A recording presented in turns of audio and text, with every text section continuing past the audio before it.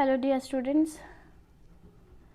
we have recently finished our last topic, the last chapter, that is भक्ति सूफी tradition, जिसमें हमने भक्ति tradition के बारे में पढ़ा, इस्लामिक रिलीजन के बारे में पढ़ा, सिखिज़म रिलीजन के बारे में पढ़ा, बहुत अच्छे अच्छे पोइट्स के बारे में पढ़ा और हमने बहुत सारा कल्चर भी देखा, इंडियन कल्चर, जहाँ पे रिलीजियस एक्टिविटी स्टार्ट हुई थी, कैसे कहाँ पर कौन सा रिलीजन स्टार्ट हुआ था या कैसे लोगों को इन्फ्लुएंस किया जा रहा था, कैसे भक्ति मूवमेंट अराइज हुआ। तो ये सारे डिस्कशन हम हमारे प्रीवियस लेक्चर में या प्रीवियस चैप्टर में कर चुके हैं। आई होप आपको समझ आया होगा। थोड़ा लेंदी चैप्टर था लेकिन काफ़ी इंटरेस्टिंग चैप्टर था। आज जो हम चैप्टर अपना स्टार्ट करने जा रहे हैं वो 7 चैप्टर है, थीम 7। मैं आपको पहले भी बताया था कि इस बुक में से यानी पार्ट 2 में से हम जो फर्स्ट चैप्टर है इसका यानी जो 5th चैप्टर है वो नहीं करेंगे according to syllabus 2021 and 6th chapter we have already done and 7th we are going to start and the 8th one is out of syllabus and the 9th one we will discuss in near future। तो यही आपका इस book का topic रहेगा। थोड़े लेंदी chapters है but don't worry। Now let's start the chapter, that is the imperial capital or capital Vijayanagara and imperial capital Vijayanagara. हम इसमें विजयनगर के बारे में बात करेंगे जो एक सिटी भी है और जिसे एक स्टेट भी कहा जाता है। इंपीरियल मींस रॉयल या हम कहेंगे एम्पायर, मतलब एक ऐसी सिटी जो एक पूरे एम्पायर का काम कर रही थी या एक पूरे एम्पायर की तरह सामने आई थी, उसे हम डिस्कस करने जा रहे हैं जिसका नाम था विजयनगरा। तो इसका जो टाइम पीरियड था वो था 14 to 16 सेंचुरी। 14 to 16 सेंचुरी का टाइम पीरियड था इसका। बस ये इतने ही टाइम पीरियड तक एग्जिस्ट की थी। तो विजयनगर जो था उसे सिटी ऑफ विक्ट्री भी कहा जाता था। क्या कहा जाता था? City of victory.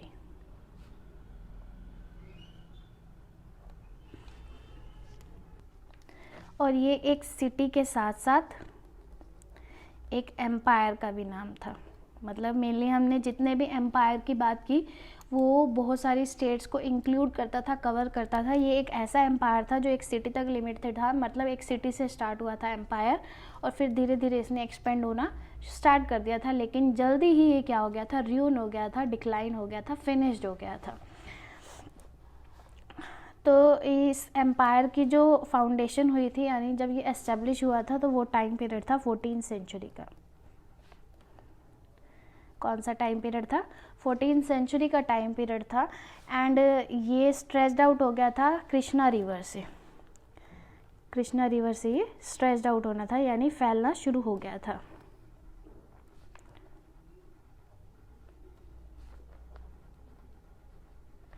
तो हमारे इंडिया का जो साउथ जोन है, मेनली जो कर्नाटका वाला पोर्शन है, वहाँ पर क्या था? विजयनगर था। Let me show you the picture of Vijayanagar. देखिए ये इंडिया का मैप हो गया और ये इसका साउथ जोन हो गया और यहाँ पे ये जो ब्लैक डॉट है ये विजयनगर की है जो कर्नाटका स्टेट में बिलोंग करती है। तो ये जो विजयनगर था ये एक सिटी था जिसने एक एम्पायर का रोल प्ले किया, लेकिन ये काफ़ी लंबे टाइम तक नहीं चल पाया था एम्पायर। ये जल्दी ही र्यून हो गया था, ख़त्म हो गया था। कृष्णा रिवर से फैलना स्टार्ट हुआ था नॉर्थ टू साउथ में और ये बहुत ज़्यादा फैलना स्टार्ट हो गया था। इतना फैलना स्टार्ट हो गया था कि इसने उड़ीसा का भी कुछ एरिया कवर करना स्टार्ट कर लिया था।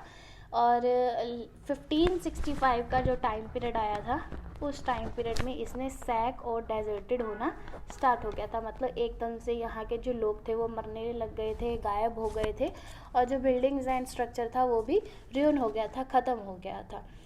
तो 17-18 सेंचुरीज़ के पीरियड में कृष्णा तुंगाभाद्रा में कृष्णा तुंगनभाद्रा ये भी कर्नाटका की साइड का एक एरिया है।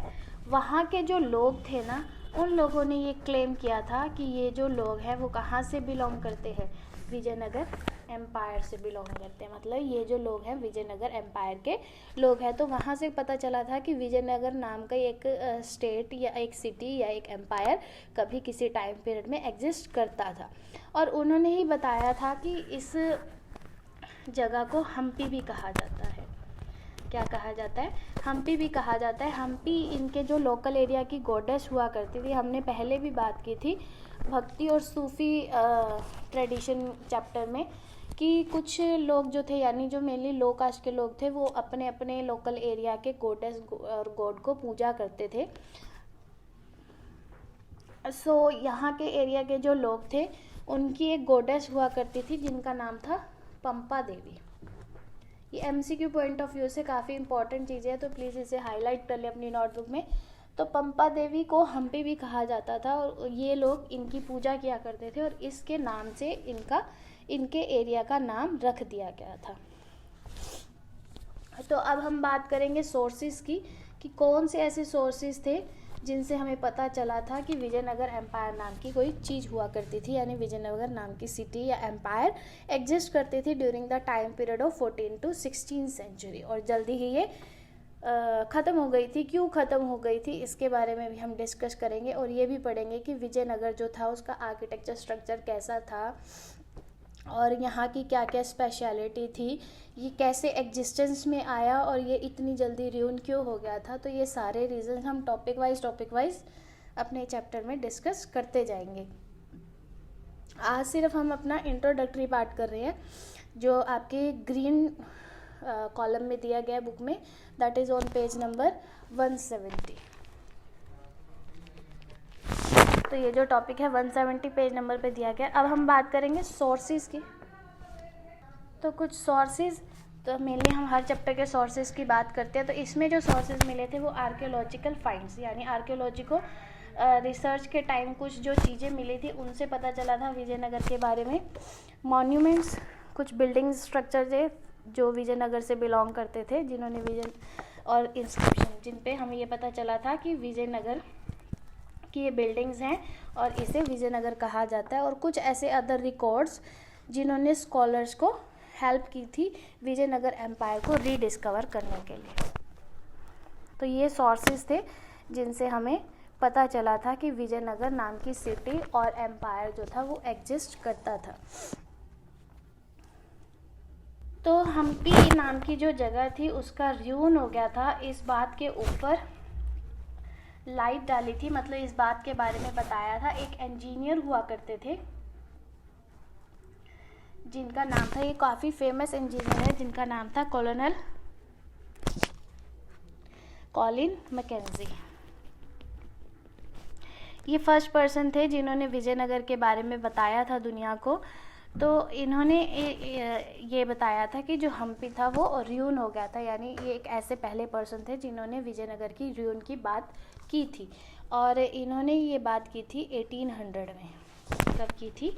1800 में। ये जो पर्सन थे ये ईस्ट इंडिया कंपनी, आपको पता ही है ईस्ट इंडिया कंपनी, जिसको हम अपने थर्ड बुक में बहुत ज़्यादा डिस्कस करने वाले हैं कि ईस्ट इंडिया कंपनी कैसे आई थी और कैसे उसने इंडिया को डिपेंडेंट बना लिया था।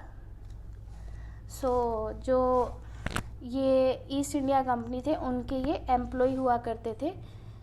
इन्होंने सबसे पहले ये बताया था कि जो हम्पी नाम की जगह है उसका र्यून हो गया था, और ये बातें उन्होंने 1800 में बताई थी।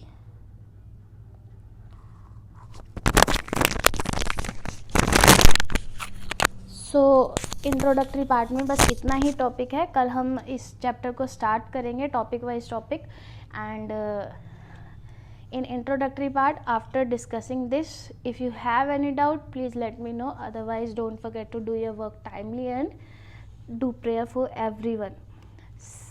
See you in next video. Till then, take care. Thank you.